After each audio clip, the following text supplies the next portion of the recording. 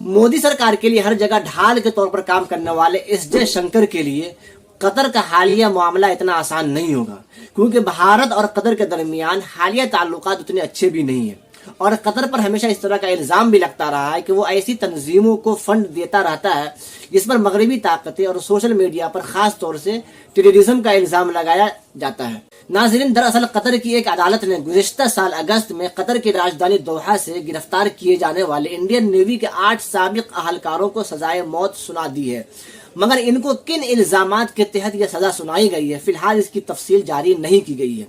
जुमारात को हिंदुस्तानी वजारत खारजा ने इस मामले को अफसोसनाक करार देते हुए कहा है कि हिंदुस्तानी हुकूमत इस मामले में तमाम कानूनी ऑप्शन तलाश करेगी और उसे कतर हुकूमत के सामने रखेगी। वजीर खारजा एस जयशंकर ने कहा है कि हम सजाए मौत के फैसले से शदीद सदमे में हैं और अदालत के तफसीली फैसले का इंतजार कर रहे हैं। इंडिया की वजारत खारजा ने मजीद कहा है कि इस केस की कार्रवाई की खुफिया नौइयत की वजह से इस पर अभी मजीद कोई तबसरा करना मुनासिब नहीं होगा। उन्होंने कहा कि हम इस केस को बहुत अहमियत देते हैं और हम इसकी पैरवी कर रहे हैं। हम उन गिरफ्तार अफराद के लिए तमाम कौंसल्स और कानूनी मदद जारी रखेंगे और इस फैसले को कतर के हुक्काम के सामने भी उठाएंगे।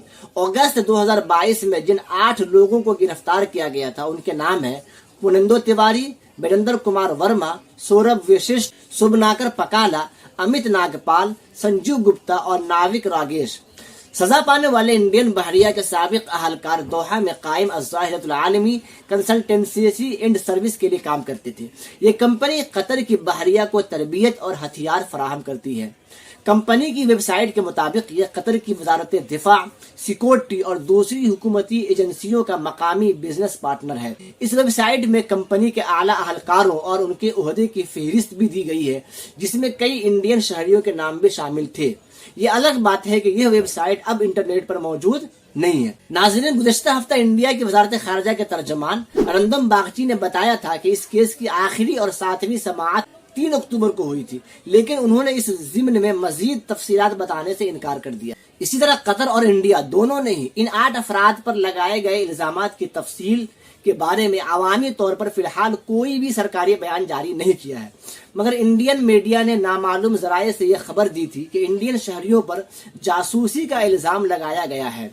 नाज़रीन, ये मामला सोशल मीडिया पर उस वक्त मंजर आम पे आया था जब गुज़िश्ता साल 25 अक्टूबर को डॉक्टर मेतू भार्गव नाम की एक खातून ने एक ट्वीट किया, जिसमें उन्होंने ये दावा किया था कि इंडियन बहरिया के 8 साबिक मुलाजिम जिन्होंने मादरे वतन की खिदमत की है गुज़िश्ता 57 दिनों से दोहा में गैर कानूनी हिरासत यानी कैद में है। इनका मजीद कहना था कि मैं हुकूमत और मुतल्लिका हुक्काम से दरख्वास्त करती हूँ कि वो जल्द अज जल्द जरूरी इक़दामात करें और इन अहलकारों को किसी ताखीर के बगैर कतर से वापस दोबारा इंडिया लाएं।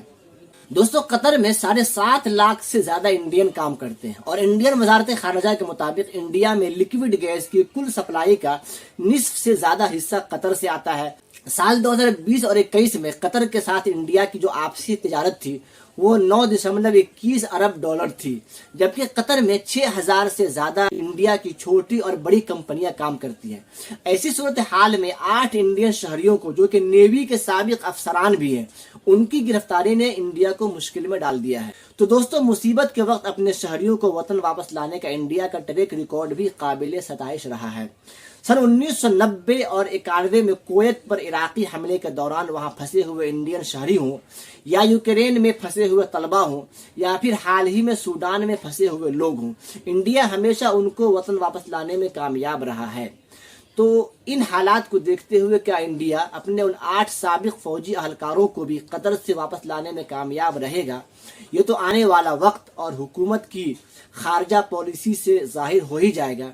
ऐसे दोस्तों, इस बारे में आपका क्या ख्याल है? कमेंट में जरूर लिखिएगा कि क्या कतर के लिए ये फैसला करना सही है या सही नहीं है। हमें आपकी राय का इंतजार जरूर रहेगा। और दोस्तों, हमारी वीडियो पसंद आई है तो वीडियो को लाइक कर लीजिएगा और चैनल को सब्सक्राइब भी कर लीजिएगा। खुदा हाफिज।